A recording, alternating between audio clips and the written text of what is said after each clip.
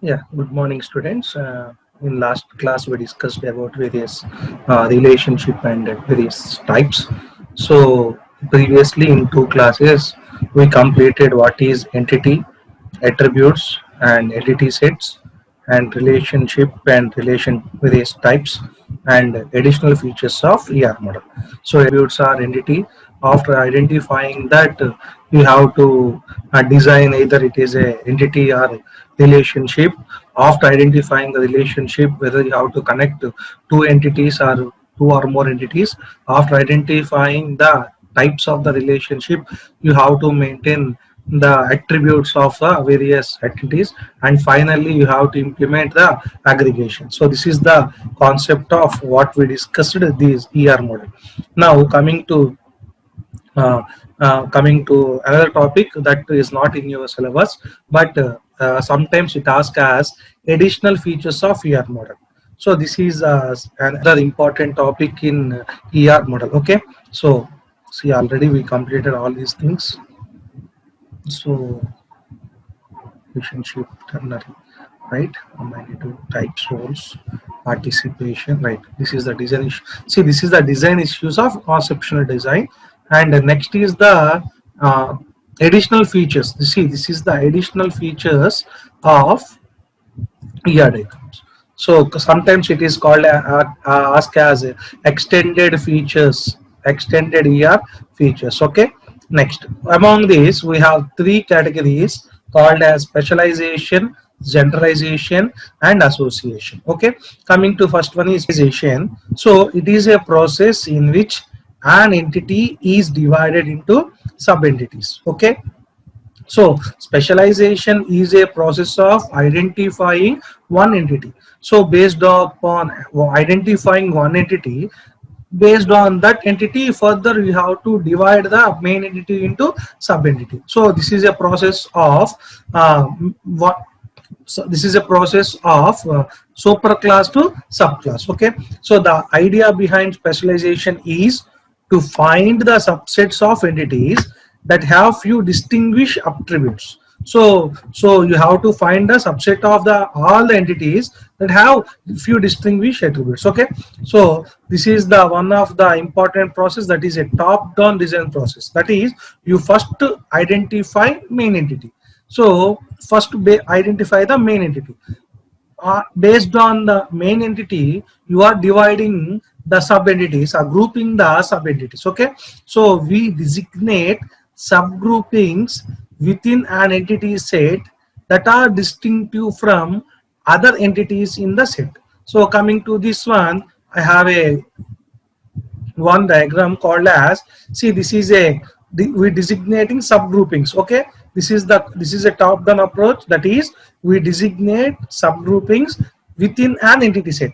So this is an entity set, this is an entity set that is called as student.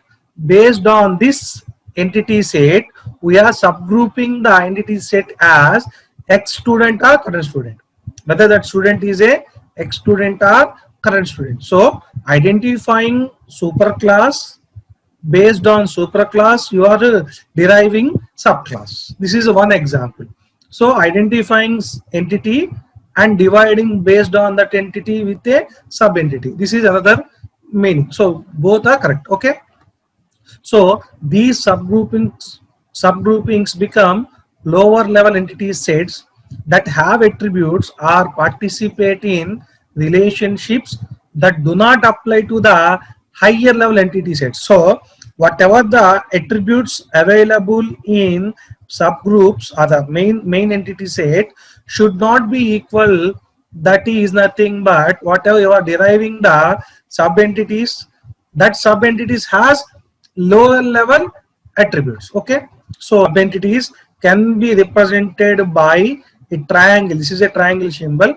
This is not diamond symbol, this is a triangle symbol. So in one textbook it is referred like that, so that I maintain, but it is not a triangle. Triangle means, like diamond means relationship, but it is a triangle means it has some notation. Okay, we will see that notation. Okay, see, this is depicted by a triangle component labeled is a. So if you are maintaining inheritance, then it is represented by a triangle and is represented with a language called as ISA label. Okay, is called as ISA. ISA is a label which is represented for taking entities from sub to super or super to sub. Okay, but it should be represented in triangle. Okay, so we maintain a inheritance called as attribute inheritance. Okay, see, a lower level entity set inherits all the attributes and relationship participation of the higher level entity set to which it is linked. Okay, here we maintain some attributes. There also some entities consist of some attributes. Both should be with same name, but the properties of above entity is not equals to below entity of attributes. Okay, so we have multiple specializations of an entity set based on different features. All this will be discussed. So the employee diagram will be discussed. So each particular employee would be either different categories, and the relationship is maintained from superclass to subclass relation. So this is an example. See here, I have a, this is a specialization, so that I have a one entity called as person. So person consists of some attributes called as person ID, name, street, and city. Okay, I have an entity called as person. So a person consists of 4 attributes, and the person is divided into employees and customers. So employee is a person and customer is also a person. I hope you understand. So grouping or dividing from main entity to sub entities. Okay, with representation triangle and labeling as a easy. So this is an inheritance concept. So these two are comes under from person. Okay, and employee consists of, if he is on salary, he take the borrowings from the loan, okay, from the bank. Okay, if he is a customer, not he is depending on the salary, so he will take based on his credit rating. Okay, so salary is also inherited to person, credit rating is also inherited to person. Okay, next, for if you take an employee, this employee has again properties called as, if he is an officer, he is a teller, he is a secretary.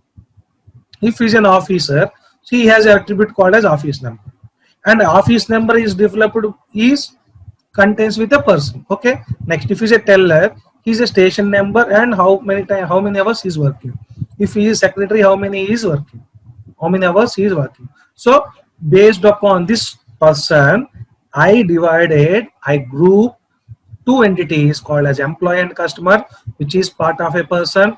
Again, employees are further divided into, subgrouped into officers, tellers, and secretary, and which has each attributes. Okay, so this is a process of specialization. So the specialization is a process of identifying one entity, and based upon that entity, you are subgrouping the remaining entities with a inheritance concept, which is a process of top to bottom approach. Okay, this is the next concept is generalization. So already we discussed, this is a process of from top to bottom.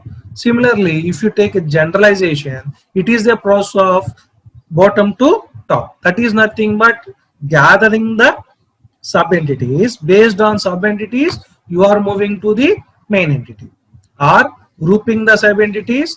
Based on the grouping of sub entities, you are classifying local approach for what we call specialization. Okay, let's see. Generalization is two entities combined together to form a new high level entity.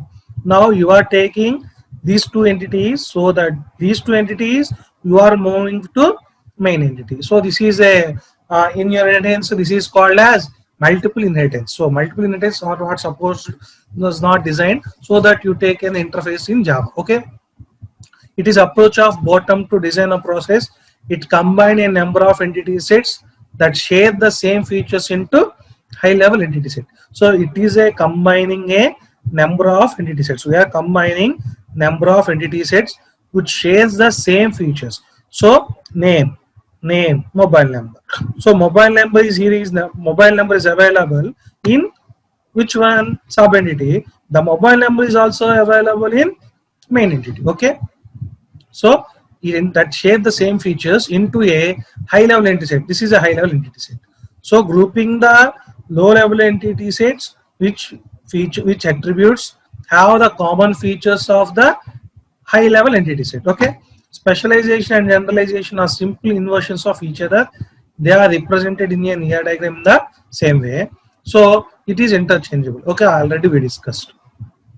So this is the difference between a generalization and specialization. Generalization works in bottom to top approach, whereas specialization works in top to down approach.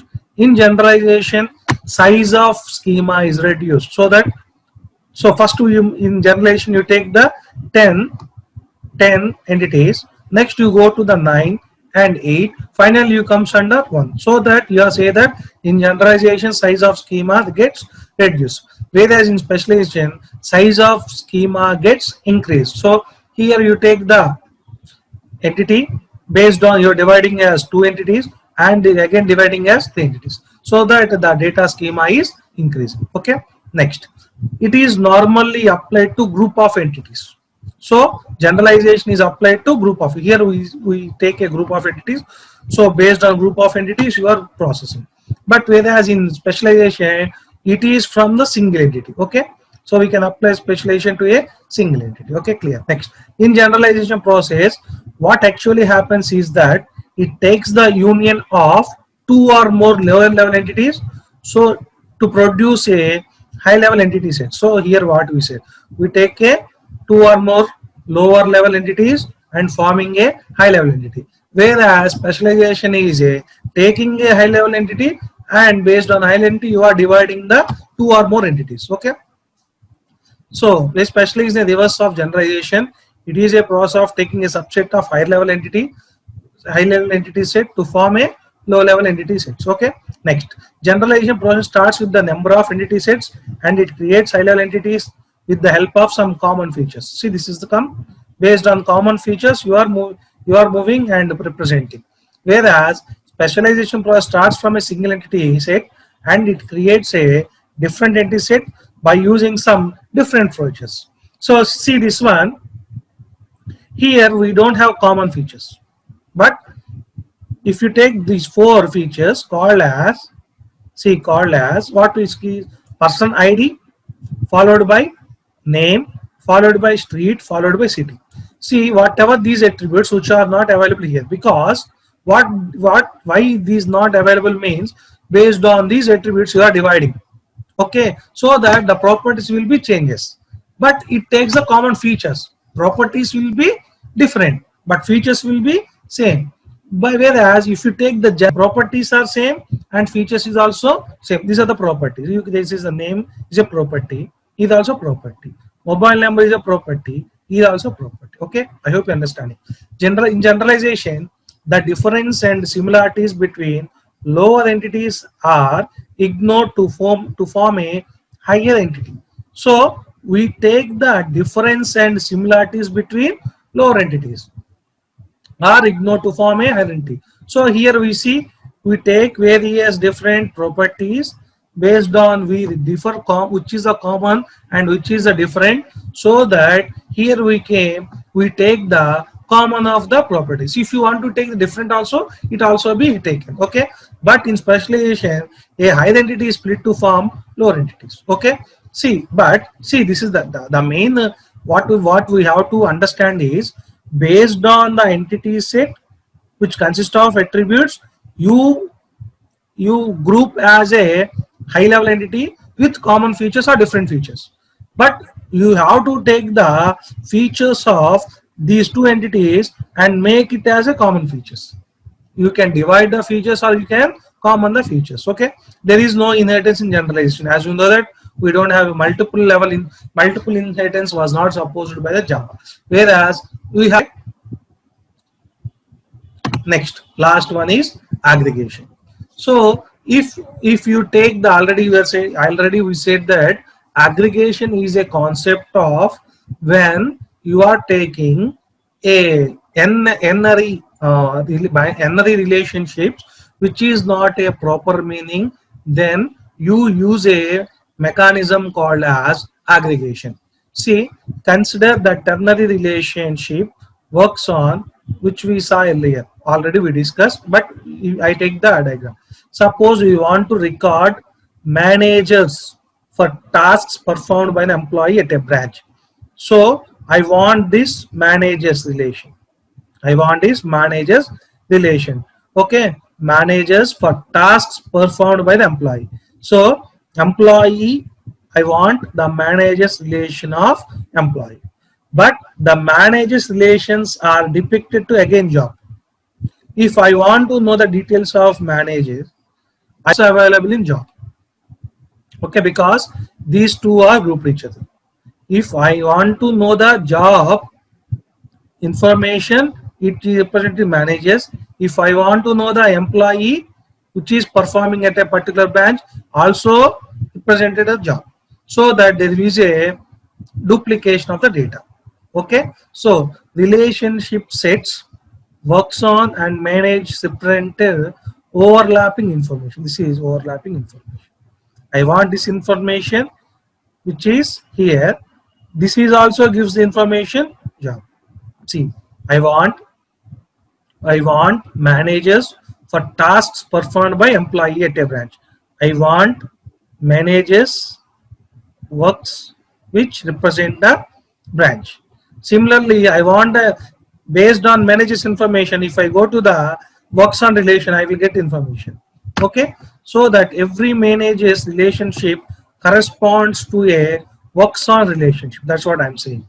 See, I want information of managers which works in branch. That information also get from the works on. So this is a duplication of the data. However, some works on relations may not correspond to any managers relationship. Okay, because there is no information between works on to managers. So we can't discard the works on relationship. So we have to eliminate the redundancy via aggregation. So this is a one relationship which is participating in another relationship also we have to take. So relationship between a relationship which is associated with another relationship, then it is called as aggregation. That is, without introducing redundancy, the following diagram represents like this. Already I have a information called as relation called as this one, employee works on branch. If employee manages the information, means if want that information manages by means of manager. Okay, if this is another example. Okay, this is the example of aggregation. If I take the center, offer the course, if I want to inquire the particular visitor, so visitor comes and inquire and offer a center or a course. He is based upon his inquiry details. Okay, this is the, see, this is a, see, if we are the people which are in offline, that is read the concept of ER diagrams. So you have to sketch the various scenarios. This is based upon truly your imagination. But I will give some requirements. This is the, already we know that for creation of the database design, there should be requirement analysis. Okay. Similarly, if any end university examinations also, if they ask a question called as sketch the university with some student with following attributes, next course attributes, next which has the faculties, these will they give the in your set. So based on whatever the requirement that was given by the end examinations, so that based upon we consider either as a entity or the attributes, so that you can easily sketch the particular design of your databases. Okay, so if they ask a question called in ER diagram for a university, we have a student, we have a courses, we have a instructor. So they gave three entities. Okay, so based on these three entities, we have to, what we have to do means which one has a relationship between among with another one. Okay, see, this is a student with SID primary key attribute, his name and his program. He enrolls for the particular course. He enrolls for the particular course. So here student is act as a, he is a strong entity. whereas course offer is a weak entity. If the student join in the particular course only, he offers. If there is no particular students in courses, automatically it should be removed. Okay, so that this is a weak entity which consists of which semester, which year, the timings of the branch, the section number, and the room where is utilized, particular branch. Okay, next, particular course can be taught by the instructor. Okay, see, this is there is no primary key attribute here. 1 2 3 4 5. So if there is no primary key attribute in a particular entity set, then it is called as a weak entity set. So here dashed line represent optional primary key attribute. Okay, so that it is a optional. Okay, instructor, we have an instructor, that is our faculty, which consists of his ID, his name, his department, and his designation. Okay, he teaches to the particular course. Okay, student enrolls the course, so that faculty teaches particular student. So if he offer the course, means he should be in particular course, which consists of the syllabus, the course number, the particular department, if he has the credits, and requires. That is nothing but he has to join the course, he has to complete the course. This is nothing but main course and prerequisite. Okay, so this is the one example called ER diagram for a university. So they ask that in exam, they ask that construct or sketch the ER diagram for a university with the following attributes called as student, course, next course offered, and following faculties, so that you can design like this. If you interest in various scenario, this is not 100%. If you take another diagram, is also 100% diagram based upon your illusion. Okay, that's it. Next, come to the next concept called as relational model. Already you know about relational model. Okay, but I will give you some basic introduction. One point is domain. What do you mean by domain? That is the important concept in this relational model. Okay, so informally, a relation looks like a table of values. Okay, next, a relation typically contains a set of rows. A data element in each represents certain facts that corresponds to real world entity or relationship.